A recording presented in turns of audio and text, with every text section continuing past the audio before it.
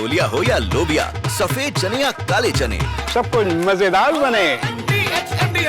पाकिस्तान से टेंशन के बीच भारतीय वायुसेना ने अपनी ताकत दिखाई है। गंगा एक्सप्रेसवे पर कल रात देश में पहली बार हुई नाइट लैंडिंग ड्रिल।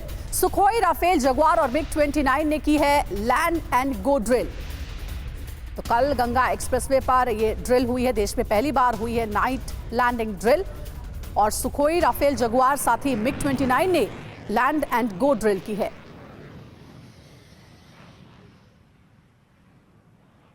और पाकिस्तान से टेंशन के बीच यूपी में आपको बता दें भारतीय वायुसेना ने पराक्रम दिखाया है। आपको बता दें शाहजहांपुर में गंगा एक्सप्रेसवे पर दिन के बाद पहली बार रात में फाइटर प्लेन ने टच एंड गो के जरिए अपनी ताकत का प्रदर्शन किया है। ये फाइटर जेट पलक झपकते ही दुश्मन के ठिकानों को मिट्टी में मिलाने के लिए काफी है। ये तैयारी आतंक के पनाहगार देश पाकिस्तान के लिए है। ये तैयारी भारत के सरजमी पर खूनी खेल खेलने वालों को मुंहतोड़ जवाब देने के लिए की जा रही है। यहाँ भारतीय सेना रात के अंधेरे में भी टेक ओवर कर सकती है। दिन हो या फिर रात, भारत के फाइटर जेट तैयार हैं। यहाँ से कभी भी उड़ान भर सकते हैं, कभी भी लैंडिंग हो सकती है, कभी भी टेक ऑफ हो सकता है। ये एक बहुत महत्वपूर्ण ऑपरेशन है जो तैयारी रात में अंजाम दी गई है। ये हमारे आसमान में जेट्स की दहाड़ है जो कि वायुसेना इस वक्त लगातार ट्रेनिंग कर रही है। और ये एयरफोर्स का दम भी दिखाती है, ये एयरफोर्स का शक्ति प्रदर्शन भी दिखाती है कि अगर नौबत आती है पाकिस्तान पर हमला करने की तो वो तैयार रहे।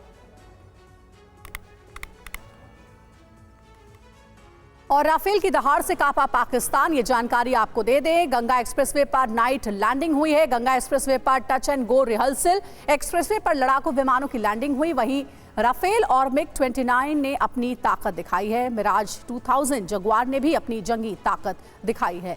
साथ ही जानकारी ऐसी भी है कि सुखोई 30 MKI के आसमान में जंगी गर्जना, C-13-0J सुपर हर्क्यूलिस विमान का दम, Mi-17 हेलीकॉप्टर का युद्ध क्षमता का प्रदर्शन है। ऐसी जानकारी है कि AN-32 ट्रांसपोर्ट एयरक्राफ्ट ने अपनी ताकत दिखाई। गंगा एक्सप्रेसवे पर 3.5 किलोमीटर लंबी हवाई पट्टी और सेना ने दिया भरोसा कि आपात स्थिति के लिए हम तैयार हैं। और अब आपको बता दें कि राफाल है तो राफाल के कौन कौन से टारगेट हैं और कितनी देर में ये भारतीय वायुसेना का महाबली पाकिस्तानी शहरों में तबाही मचा सकता है। तो देखिए राफाल का जो अचूक प्रहार है वो हम आपको बता रहे हैं। टेक ऑफ लोकेशन जो होगी वो गंगा एक्सप्रेसवे होगी और शाहजहांपुर जो है वो वहां से हो सकती है। टारगेट जो है POK होगा। दूरी कितनी है? 891 किलोमीटर की दूरी है POK की। अगर गंगा एक्सप्रेसवे से देखें तो अटैक टाइम जो होगा वो 24 मिनट में पहुंच जाएगा और ये राफाल का जो अचूक प्रहार है वो हो सकता है। अब टारगेट अगला कौन सा हो सकता है? लाहौर। दूरी कितनी है? गंगा एक्सप्रेसवे से 671 किलोमीटर की। अटैक टाइम क्या हो सकता है? 18 मिनट हो सकता है। अब अगला टारगेट कौन सा है? पाकिस्तान का रावलपिंडी शहर। दूरी कितनी है? 911 किलोमीटर की है। अटैक टाइम 25 मिनट बताया जा रहा है।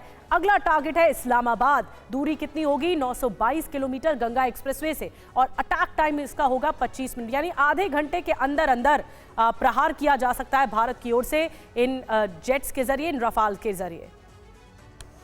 और बड़ी खबर है, भारत पाकिस्तान टेंशन के बीच करगिल में भी अलर्ट है और ग्राउंड जीरो से हम दिखाते हैं एक रिपोर्ट आपको अपने संवाददाता विपिन चौबे की।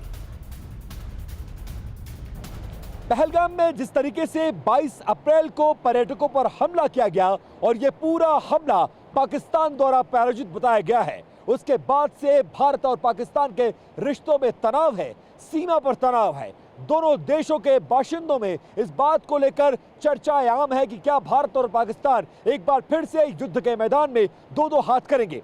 इसी बात और इस तनाव के बीच TV9 भारतवर्ष पहुंच चुका है लद्दाख के करगिल शहर में, वो शहर जिसने 1999 में युद्ध की विभीषिका से झेला और भारत की सेनाओं ने मुंहतोड़ जवाब दिया। लेकिन युद्ध के 25 साल बाद इस शहर में हाल और हालात क्या है, क्या तैयारियां की जा रही हैं, वो आपको दिखाने की कोशिश कर रहे हैं। सबसे पहले लद्दाख का ये करगिल शहर देखिए, कैसे ऊंची ऊंची चोटियों के बीच ये शहर बसा हुआ है और घरों को आप देख सकते हैं और चारों तरफ से ये चोटियां इस पूरे शहर, इस पूरे जिले की निगरानी करती हैं और इन चोटियों पर ऊपर ऊपर सेना के बंकर बने हुए हैं और यहीं से सेना निगरानी करती है। इसके अलावा आपको इकबाल ब्रिज नजर आएगा और इकबाल ब्रिज के नीचे ये सूरू नदी है जो बहुत तेजी के साथ बह रही है और आगे के इलाकों में होकर जाती है।